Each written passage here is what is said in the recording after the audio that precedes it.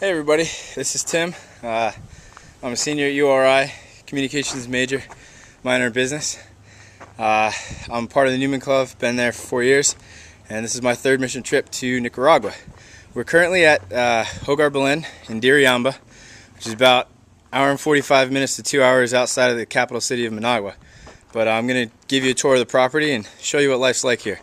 So, as you can see, there's a main gate. Pretty much there, you got some barbed wire on top, and we have a perimeter wall that actually goes down the length of the entire property. So on our first trip, none of this was here. The gate wasn't here. There was no wall, no nothing. It was pretty desolate, so we couldn't even stay here. We actually ended up staying at the orphanage in Managua. But if you take a close look where the colors change from bright to faded, that's the corner of the wall, and this faded wall was actually built by our University of Rhode Island group last year. This was one of our main projects.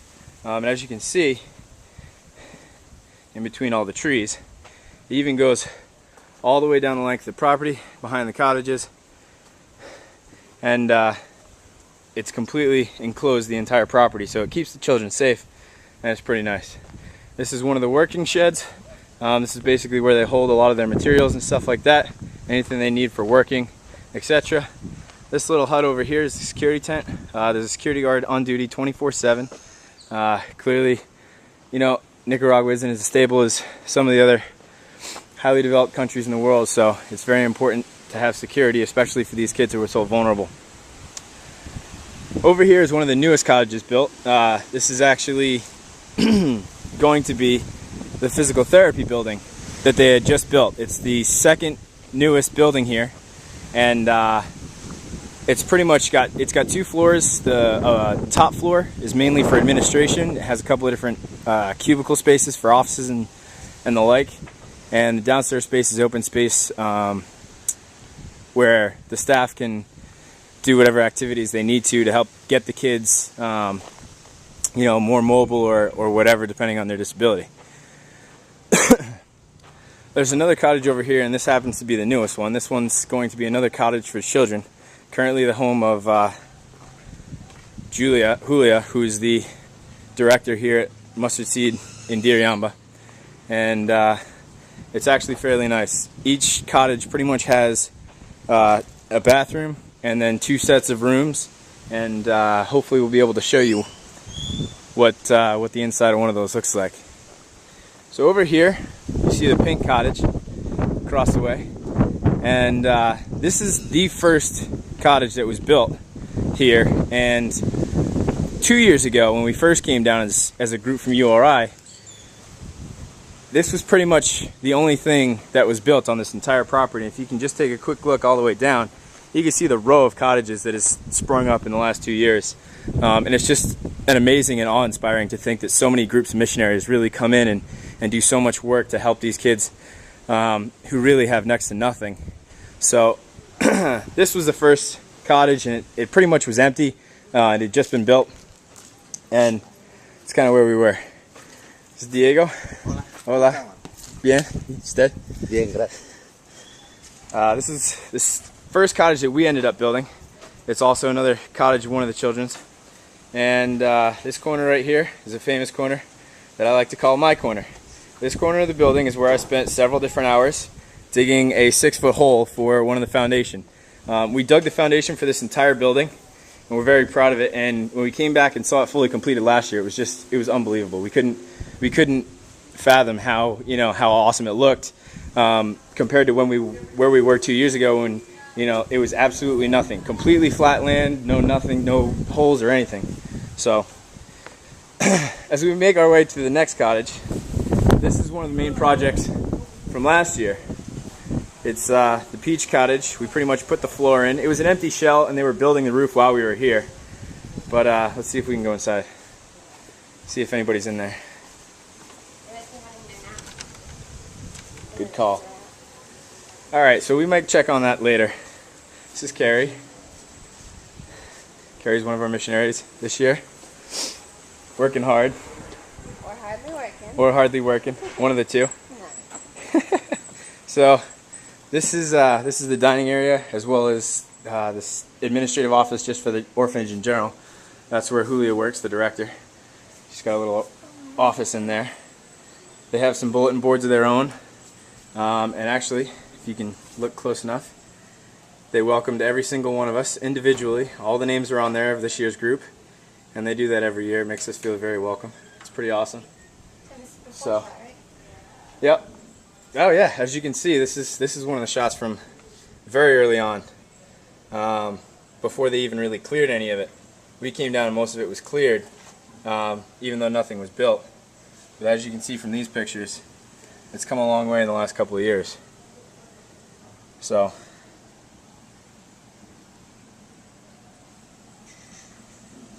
that's an early shot of the mission house, and we'll give you a tour of that a little bit later.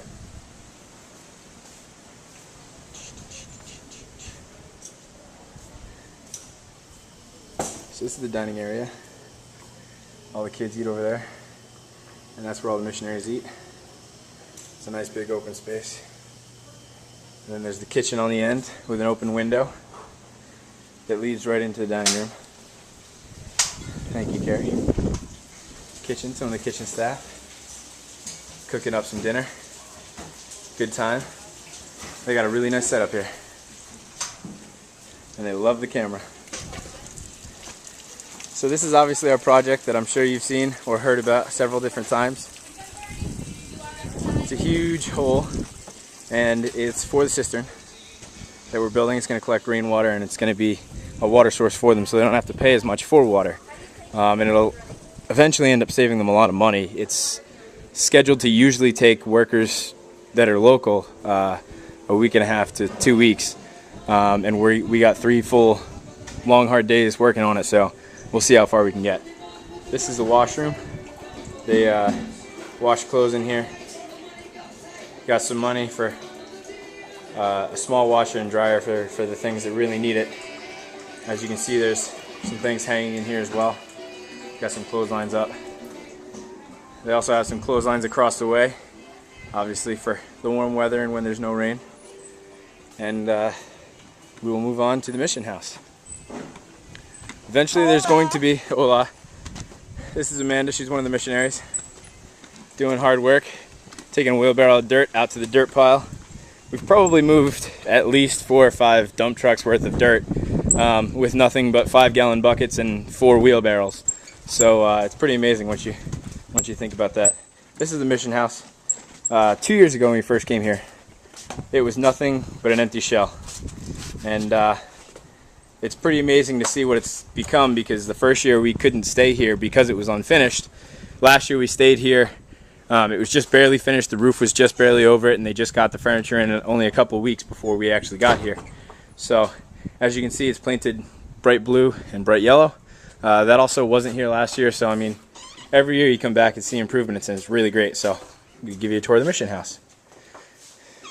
Again, like I said, the first time we were here 2 years ago, it was nothing but an empty shell, and now you can see there's flooring, there's furniture, the walls are painted, there's things on the walls. Looks very nice. It's a very homey place. And there's Beth taking a nap, a much needed nap. So we go upstairs. The mission house can currently hold 24 missionaries at a time. There's one room for an advisor or supervisor, chaperone, whatever you want to call it, and then 2 rooms, one for boys, one for girls. This is just a quick look at the guys' room. It's pretty much just a bunch of bunk beds, and as you can see on some of them, they actually keep the plastic on. That's to keep the bed bugs out. So all I have to do is clean the sheets and not worry about too much. There's a little cubby for some toiletries and things. They both have bathrooms, 2 toilets, 2 showers, and sink. Yes, there is running water, which is more so than, or more pressure, I should say, than they have in Managua. So it's very nice. And quick look at the girls' room. Obviously girls' room because it's pink. Guys' room is green. And we're going to take a quick step out to one of my favorite places in the missionary house.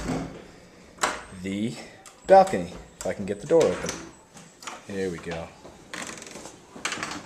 And we'll just... So, this is the balcony. It's a pretty nice view of the wall. but it's mainly just, as you can see, with the 2 chairs, just for sitting, kind of chilling, hanging out. Because it's on the back side of the building, there's actually not a lot of wind that passes through here, so it's a nice place to sit when you're looking for some shade, taking a break from all that hard work that you can see in the background that's going on. And it's very nice. But as you can see, again, like I said, with the perimeter wall, it literally goes all the way down the length of the entire property. And it's just amazing to see how far this place has come, because, like I said, 2 years ago, there was no wall whatsoever. And it was just completely empty. And there were literally only 2 buildings on the entire property. So it's amazing to keep coming back and seeing it. And I'm very blessed to have been able to have that opportunity 3 times in a row now. I love this trip, and I hope that even if I can't come on it in the future, as I'm a senior and graduating this year, I can hopefully keep coming back to Nicaragua one way or the other, if I can find the time and the money, which I'm sure I'll make. This short little staircase leads up to the balcony, also very nice. Got a water spigot over there. But we got some trees, and if you look off into the distance, it looks like some dead plants in the center of the camera. Huh? Uh-oh, I gotta redesign the dirt, man. It looks like my time's starting to run out, so I'll go over this really quick. Alright, so just real quick, in the center of this picture, in the shot that you see, what looks like dead plants are actually what's left of the harvest of the red beans that they actually grow here on the premises. And that's part of an idea that they have, that this property is hopefully going to be self-serving, so that, you know, they don't really have to pay too much, because it's an orphanage. The government doesn't give them a lot of money to begin with, and most of their money really comes from donors like us in the United States. So there's a couple of lime trees hanging around. There's platanos trees in the back, which are plantains, shaped like a banana, looks like a banana, tastes kind of like a potato, very starchy food. But they got lime trees, they got the beans, they got the platanos. They have a couple other different types of fruit growing around, whether it be the perimeter, as you see, like those trees, or in between the cottages. So that's pretty much a wrap of the property. As you can see in the far off distance, the perimeter wall, it does end and circles all the way back. And as you can see, that leads right back up to the laundry that I was talking about before. So I hope you've enjoyed the tour. Hopefully we'll be able to get to the inside of one of the kids' cottages later on, but right now they're taking their afternoon siesta after lunch.